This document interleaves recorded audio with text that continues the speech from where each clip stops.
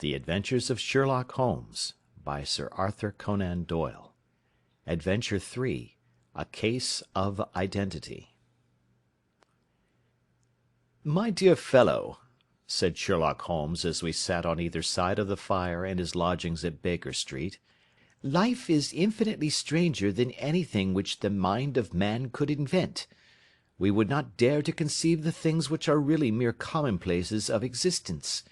If we could fly out of that window hand in hand, hover over this great city, gently remove the roofs, and peep in at the queer things which are going on, the strange coincidences, the plannings, the cross purposes, the wonderful chains of events, working through generations, and leading to the most outré results, it would make all fiction with its conventionalities and foreseen conclusions most stale and unprofitable."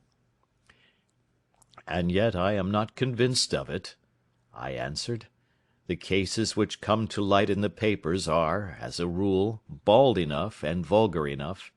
We have in our police reports realism pushed to its extreme limits, and yet the result is, it must be confessed, neither fascinating nor artistic." "A certain selection and discretion must be used in producing a realistic effect," remarked Holmes. "This is wanting in the police report, where more stress is laid, perhaps, upon the platitudes of the magistrate than upon the details, which to an observer contain the vital essence of the whole matter. Depend upon it, there is nothing so unnatural as the commonplace." I smiled and shook my head. "I can quite understand your thinking so," I said. "Of course, in your position of unofficial adviser and helper to everybody who is absolutely puzzled throughout 3 continents, you are brought in contact with all that is strange and bizarre. But here," I picked up the morning paper from the ground, "let us put it to a practical test. Here is the first heading upon which I come: A husband's cruelty to his wife. There is half a column of print, but I know without reading it that it is all perfectly familiar to me. There is, of course, the other woman, the drink, the push, the blow, the bruise, the sympathetic sister or landlady. The crudest of writers could invent nothing more crude." "Indeed, your example is an unfortunate one for your argument," said Holmes, taking the paper and glancing his eye down it. "This is the Dundas separation case, and, as it happens, I was engaged in clearing up some small points in connection with it. The husband was a teetotaler. There was no other woman, and the conduct complained of was that he had drifted into the habit of winding up every meal by taking out his false teeth and hurling them at his wife, which, you will allow, is not an action likely to occur to the imagination of the average story-teller. Take a pinch of snuff, doctor, and acknowledge that I have scored over you in your example." He held out his snuff-box of old gold, with a great amethyst in the centre of the lid. Its splendour was in such contrast to his homely ways and simple life that I could not help commenting upon it. "Ah," said he, "I forgot that I had not seen you for some weeks. It is a little souvenir from the King of Bohemia, in return for my assistance in the case of the Irene Adler papers." "And the ring?" I asked, glancing at a remarkable brilliant which sparkled upon his finger. "It was from the reigning family of Holland, though the matter in which I served them was of such delicacy that I cannot confide it even to you, who have been good enough to chronicle 1 or 2 of my little problems." "And have you any on hand just now?" I asked with interest. "Some 10 or 12, but none which present any feature of interest. They are important, you understand, without being interesting. Indeed, I have found that it is usually in unimportant matters that there is a field for the observation, and for the quick analysis of cause and effect which gives the charm to an investigation. The larger crimes are apt to be the simpler, for the bigger the crime, the more obvious, as a rule, is the motive. In these cases, save for one rather intricate matter which has been referred to me from Marseilles, there is nothing which presents any features of interest. It is possible, however, that I may have something better before very many minutes are over, for this is one of my clients, or I am much mistaken." He had risen from his chair and was standing between the parted blinds, gazing down into the dull, neutral-tinted London street. Looking over his shoulder, I saw that on the pavement opposite there stood a large woman with a heavy fur boa round her neck, and a large curling red feather in a broad-brimmed hat, which was tilted in a coquettish Duchess of Devonshire fashion over her ear. From under this great panoply she peeped up in a nervous, hesitating fashion at our windows, while her body oscillated backward and forward, and her fingers fidgeted with her glove buttons.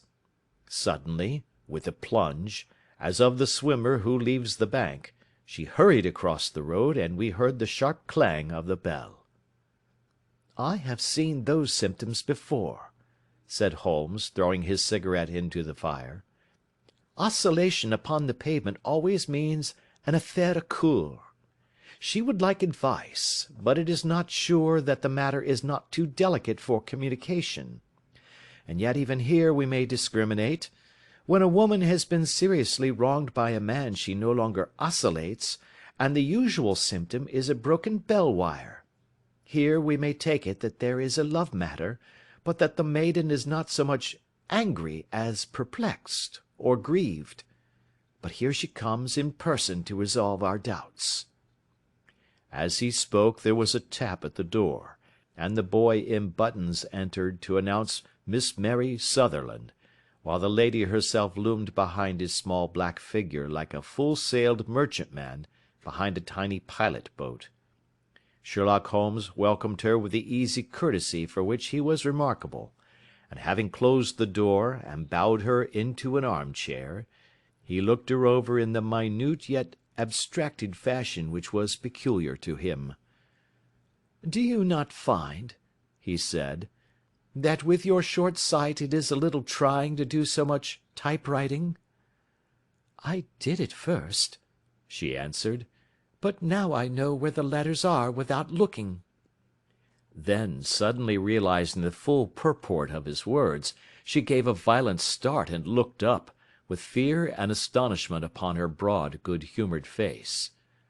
"You've heard about me, Mr. Holmes," she cried. "Else how could you know all that?" "Ha!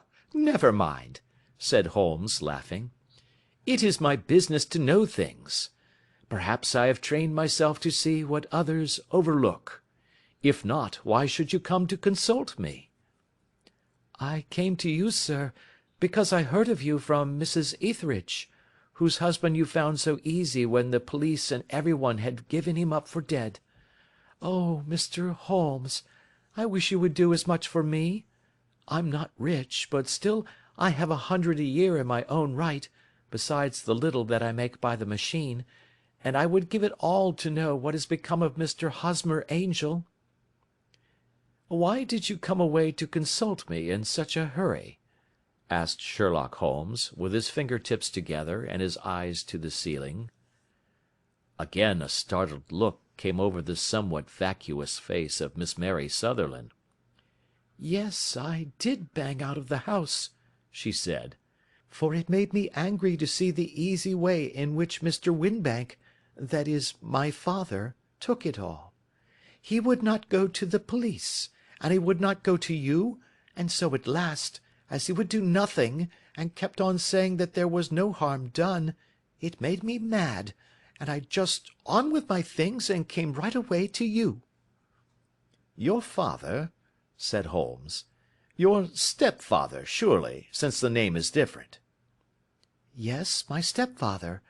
I call him father, though it sounds funny, too, for he is only 5 years and 2 months older than myself." "And your mother is alive?" "Oh, yes, mother is alive and well. I wasn't best pleased, Mr. Holmes, when she married again so soon after father's death, and a man who was nearly 15 years younger than herself. Father was a plumber in the Tottenham Court Road, and he left a tidy business behind him, which mother carried on with Mr. Hardy, the foreman, but when Mr. Windibank came he made her sell the business, for he was very superior, being a traveller in wines. They got £4,700 for the goodwill and interest, which wasn't near as much as father could have got if he had been alive. I had expected to see Sherlock Holmes impatient under this rambling and inconsequential narrative, but, on the contrary, he had listened with the greatest concentration of attention. "Your own little income," he asked, "does it come out of the business?" "Oh, no, sir. It is quite separate and was left me by my Uncle Ned in Auckland. It is in New Zealand stock, paying 4.5%. £2,500 was the amount, but I can only touch the interest." "You interest me extremely," said Holmes, "and since you draw so large a sum as 100 a year, with what you earn into the bargain, you no doubt travel a little and indulge yourself in every way. I believe that a single lady can get on very nicely upon an income of about £60. "I could do with much less than that, Mr. Holmes, but you understand that as long as I live at home I don't wish to be a burden to them, and so they have the use of the money just while I am staying with them. Of course, that is only just for the time. Mr. Windibank draws my interest every quarter and pays it over to mother, and I find that I can do pretty well with what I earn at typewriting. It brings me twopence a sheet, and I can often do from 15 to 20 sheets in a day." "You have made your position very clear to me," said Holmes. "This is my friend, Dr. Watson, before whom you can speak as freely as before myself. Kindly tell us now all about your connection with Mr. Hosmer Angel." A flush stole over Miss Sutherland's face, and she picked nervously at the fringe of her jacket. "I met him first at the gasfitters' ball," she said. "They used to send father tickets when he was alive, and then afterwards they remembered us, and sent them to mother. Mr. Windibank did not wish us to go. He never did wish us to go anywhere. He would get quite mad if I wanted so much as to join a Sunday school treat.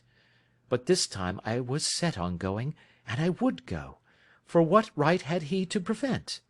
He said the folk were not fit for us to know, when all father's friends were to be there, and he said that I had nothing fit to wear, when I had my purple plush that I had never so much as taken out of the drawer. At last, when nothing else would do, he went off to France upon the business of the firm, but we went, mother and I, with Mr. Hardy, who used to be our foreman, and it was there I met Mr. Hosmer Angel." "I suppose," said Holmes, "that when Mr. Windibank came back from France, he was very annoyed at your having gone to the ball." "Oh, well, he was very good about it. He laughed, I remember, and shrugged his shoulders, and said there was no use denying anything to a woman, for she would have her way." "I see. Then at the gasfitters' ball you met, as I understand, a gentleman called Mr. Hosmer Angel." "Yes, sir. I met him that night, and he called next day to ask if we had got home all safe, and after that we met him. That is to say, Mr. Holmes, I met him twice for walks, but after that father came back again, and Mr. Hosmer Angel could not come to the house any more." "No?" "Well, you know father didn't like anything of the sort. He wouldn't have any visitors if he could help it, and he used to say that a woman should be happy in her own family circle. But then, as I used to say to mother, a woman wants her own circle to begin with, and I had not got mine yet." "But how about Mr. Hosmer Angel? Did he make no attempt to see you?" "Well, father was going off to France again in a week, and Hosmer wrote and said that it would be safer and better not to see each other until he had gone. We could write in the meantime, and he used to write every day. I took the letters in the morning, so there was no need for father to know." "Were you engaged to the gentleman at this time?" "Oh, yes, Mr. Holmes. We were engaged after the first walk that we took. Hosmer, Mr. Angel, was a cashier in an office in Leadenhall Street, and—" "What office?" "That's the worst of it, Mr. Holmes. I don't know." "Where did he live, then?" "He slept on the premises." "And you don't know his address?" "No, except that it was Leadenhall Street." "Where did you address your letters, then?" "To the Leadenhall Street post office, to be left till called for. He said that if they were sent to the office he would be chaffed by all the other clerks about having letters from a lady, so I offered to typewrite them, like he did his, but he wouldn't have that, for he said that when I wrote them they seemed to come from me, but when they were typewritten he always felt that the machine had come between us. That will just show you how fond he was of me, Mr. Holmes, and the little things that he would think of." "It was most suggestive," said Holmes. "It has long been an axiom of mine that the little things are infinitely the most important. Can you remember any other little things about Mr. Hosmer Angel?"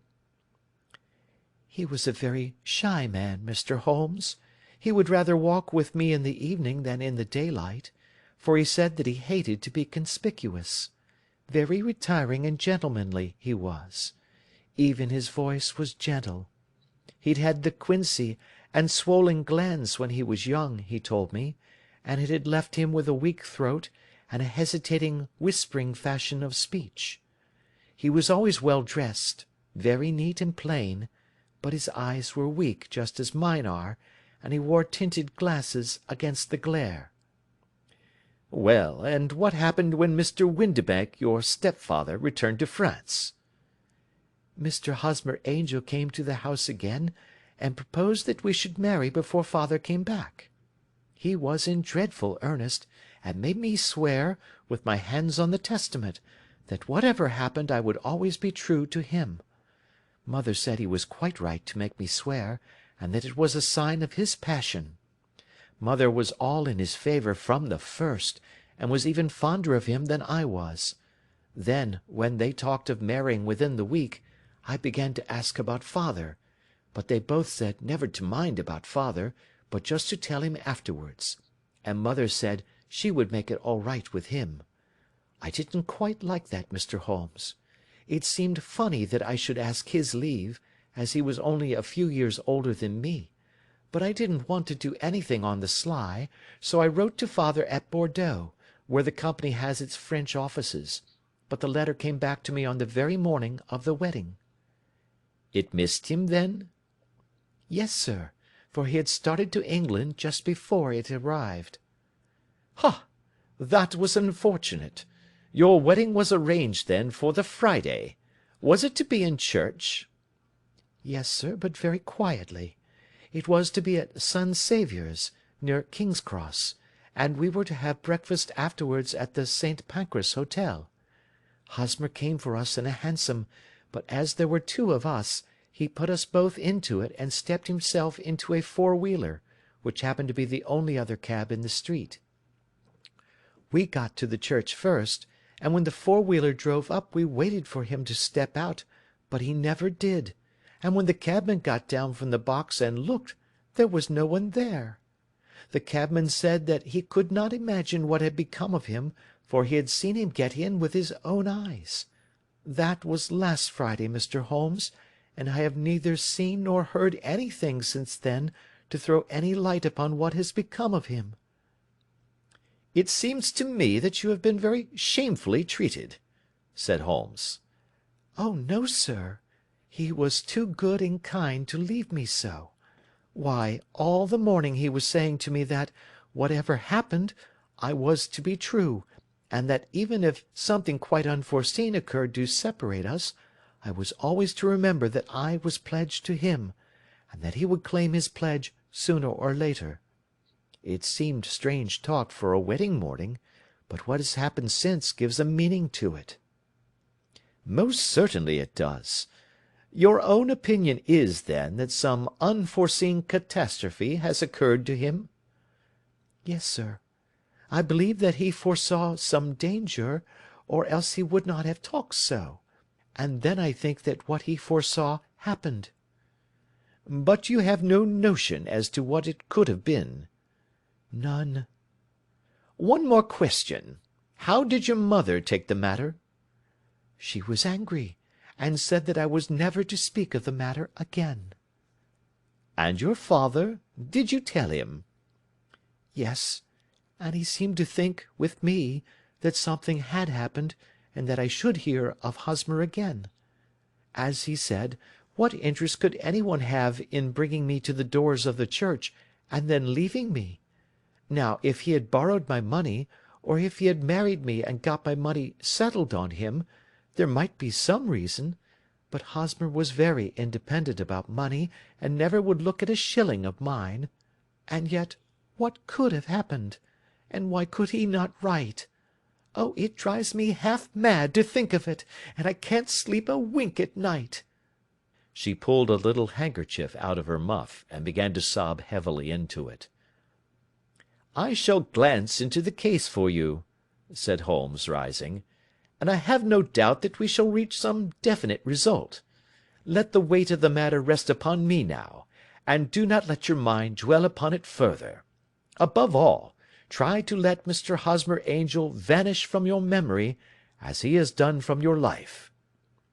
"Then you don't think I'll see him again?" "I fear not." "Then what has happened to him?" "You will leave that question in my hands. I should like an accurate description of him, and any letters of his which you can spare." "I advertised for him in last Saturday's Chronicle," said she. "Here is the slip, and here are 4 letters from him." "Thank you. And your address?" "Number 31 Lion Place, Camberwell." "Mr. Angel's address you never had, I understand. Where is your father's place of business?" "He travels for Westhouse and Marbank, the great claret importers of Fenchurch Street." "Thank you. You have made your statement very clearly. You will leave the papers here, and remember the advice which I have given you. Let the whole incident be a sealed book, and do not allow it to affect your life." "You are very kind, Mr. Holmes, but I cannot do that. I shall be true to Hosmer.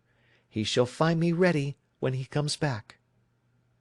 For all the preposterous hat and the vacuous face, there was something noble in the simple faith of our visitor which compelled our respect.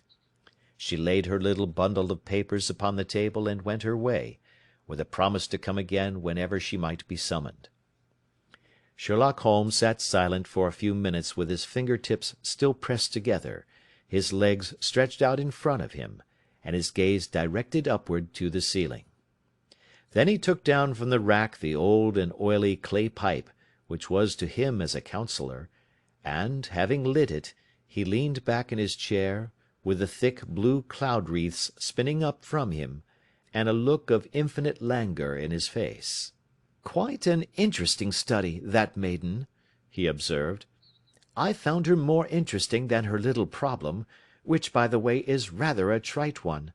You will find parallel cases, if you consult my index, in Andover in '77, and there was something of the sort at The Hague last year. Old as is the idea, however, there were 1 or 2 details which were new to me, but the maiden herself was most instructive." "You appeared to read a good deal upon her which was quite invisible to me," I remarked. "Not invisible, but unnoticed, Watson. You did not know where to look, and so you missed all that was important. I can never bring you to realise the importance of sleeves, the suggestiveness of thumb-nails, or the great issues that may hang from a bootlace. Now, what did you gather from that woman's appearance? Describe it." "Well, she had a slate-coloured, broad-brimmed straw hat, with a feather of a brickish red. Her jacket was black, with black beads sewn upon it, and a fringe of little black jet ornaments. Her dress was brown, rather darker than coffee colour, with a little purple plush at the neck and sleeves. Her gloves were greyish and were worn through at the right forefinger. Her boots I didn't observe. She had small round hanging gold earrings, and a general air of being fairly well-to-do in a vulgar, comfortable, easy-going way." Sherlock Holmes clapped his hands softly together, and chuckled. "'Pon my word, Watson, you are coming along wonderfully. You have really done very well indeed. It is true that you have missed everything of importance, but you have hit upon the method, and you have a quick eye for colour. Never trust to general impressions, my boy, but concentrate yourself upon details. My first glance is always at a woman's sleeve. In a man it is perhaps better first to take the knee of the trouser. As you observe, this woman had plush upon her sleeves, which is a most useful material for showing traces. The double line a little above the wrist, where the typewriter presses against the table, was beautifully defined. The sewing machine, of the hand type, leaves a similar mark, but only on the left arm, and on the side of it farthest from the thumb, instead of being right across the broadest part, as this was. I then glanced at her face, and, observing the dint of a pince-nez at either side of her nose, I ventured to remark upon short sight in typewriting, which seemed to surprise her. It surprised me. But surely it was obvious.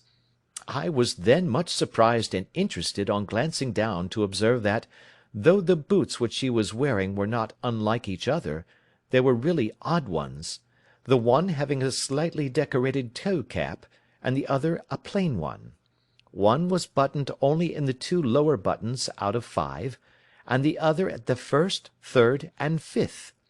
Now, when you see that a young lady, otherwise neatly dressed, has come away from home with odd boots, half buttoned, it is no great deduction to say that she came away in a hurry. And what else?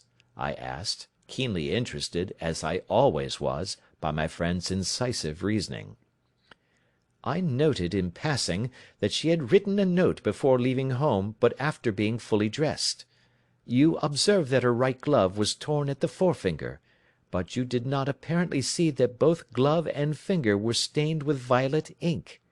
She had written in a hurry and dipped her pen too deep. It must have been this morning, or the mark would not remain clear upon the finger. All this is amusing, though rather elementary, but I must go back to business, Watson.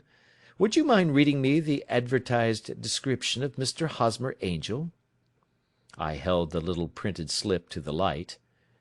Missing, it said, on the morning of the 14th, a gentleman named Hosmer Angel, about 5 feet 7 inches in height, strongly built, sallow complexion, black hair, a little bald in the centre, bushy, black side whiskers and moustache, tinted glasses, slight infirmity of speech, was dressed when last seen in black frock-coat faced with silk, black waistcoat, gold Albert chain, and grey Harris tweed trousers, with brown gaiters over elastic-sided boots, known to have been employed in an office in Leadenhall Street.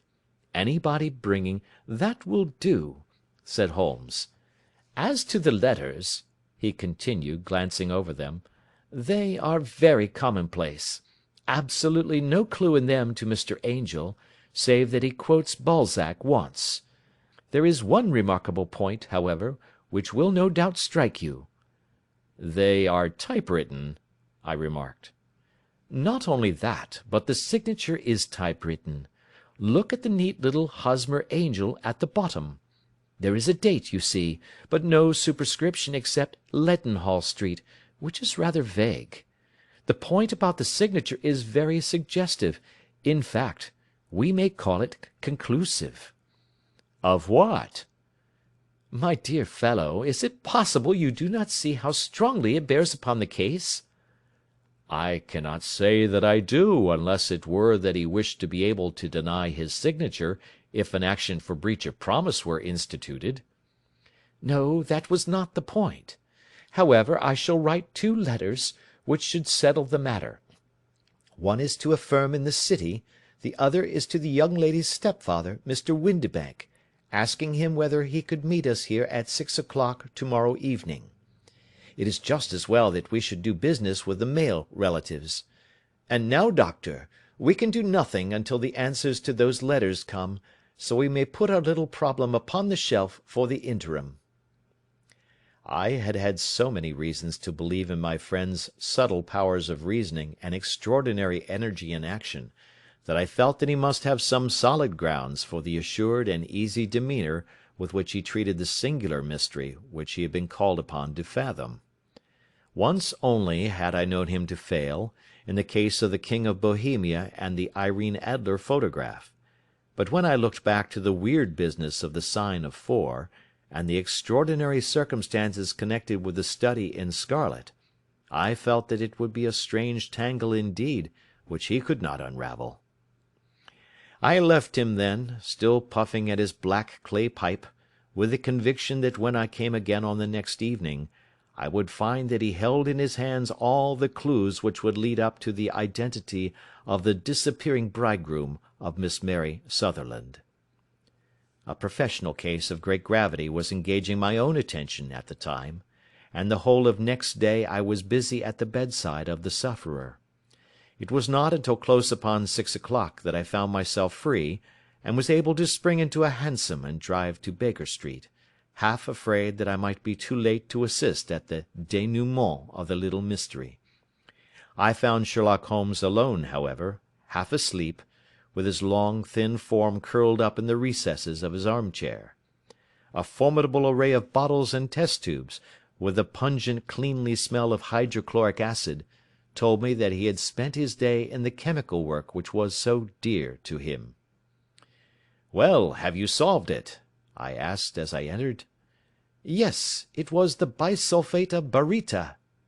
"No, no, the mystery!" I cried. Oh, that!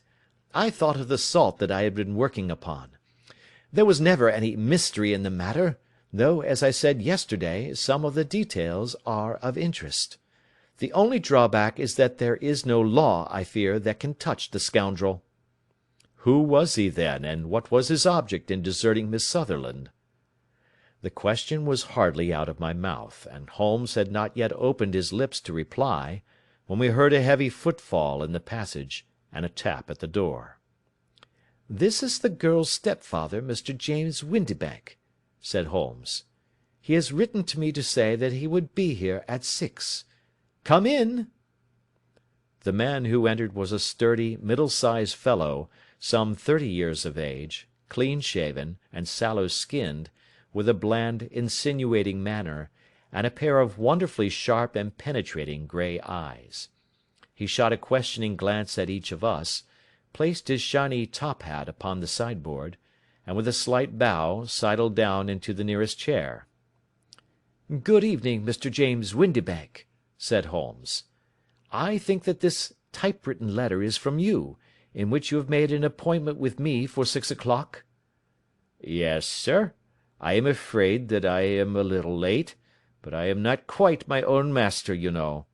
I am sorry that Miss Sutherland has troubled you about this little matter, for I think it is far better not to wash linen of the sort in public.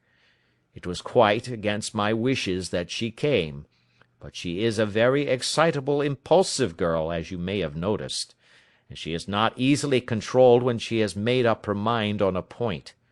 Of course, I did not mind you so much, as you are not connected with the official police, but it is not pleasant to have a family misfortune like this noised abroad. Besides, it is a useless expense, for how could you possibly find this Hosmer Angel?"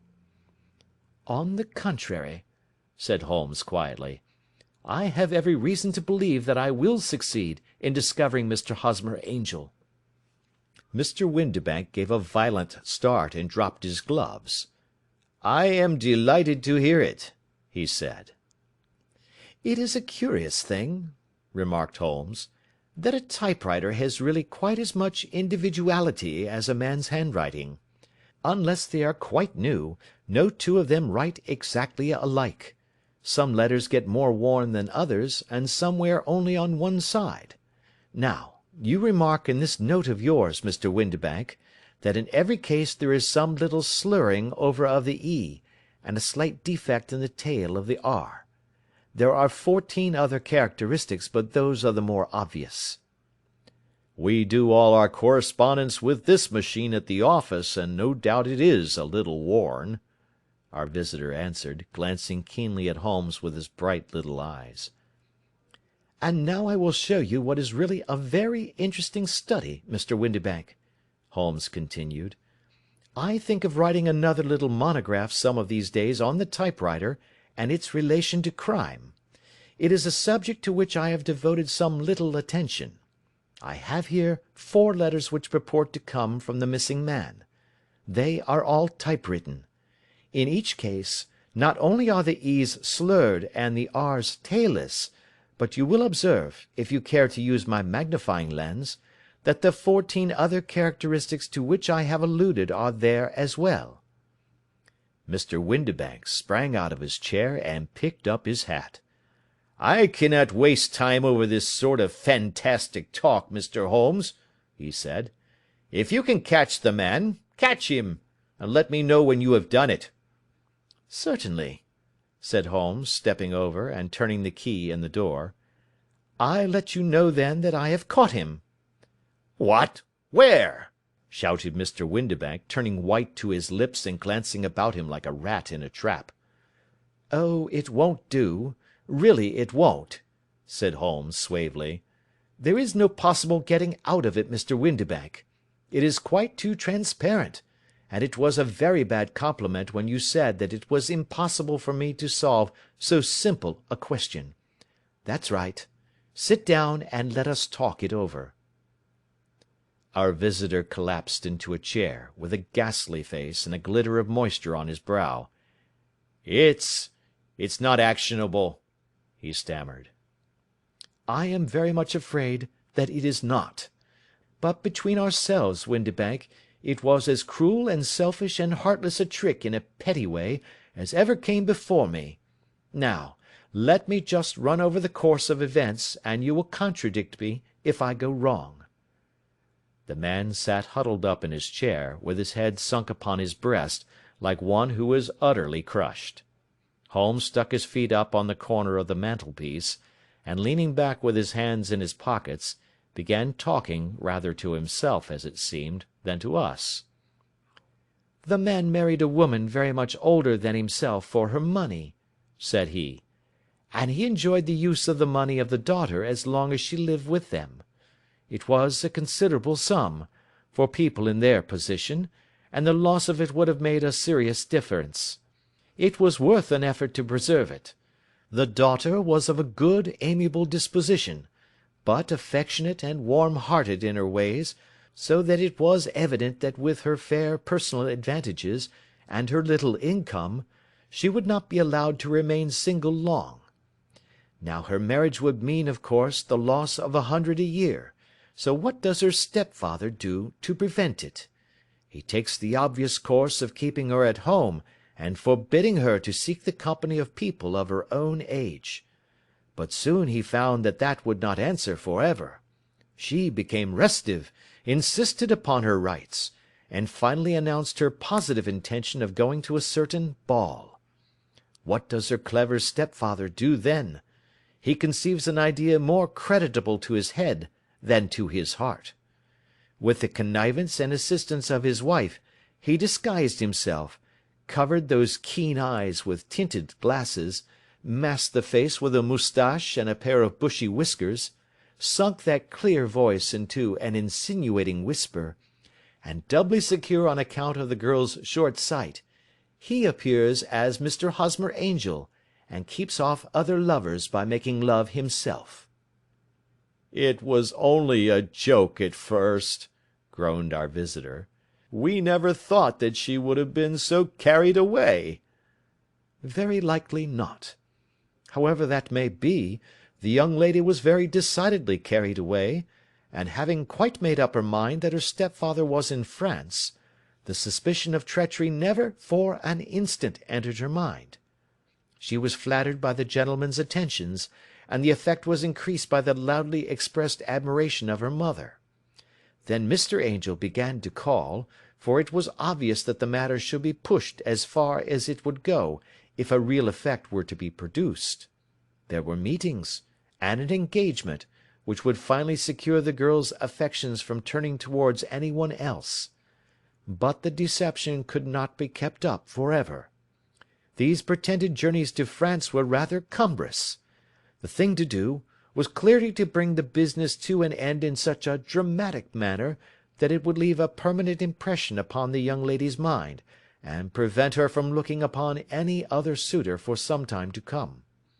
Hence those vows of fidelity exacted upon a testament, and hence also the allusions to a possibility of something happening on the very morning of the wedding.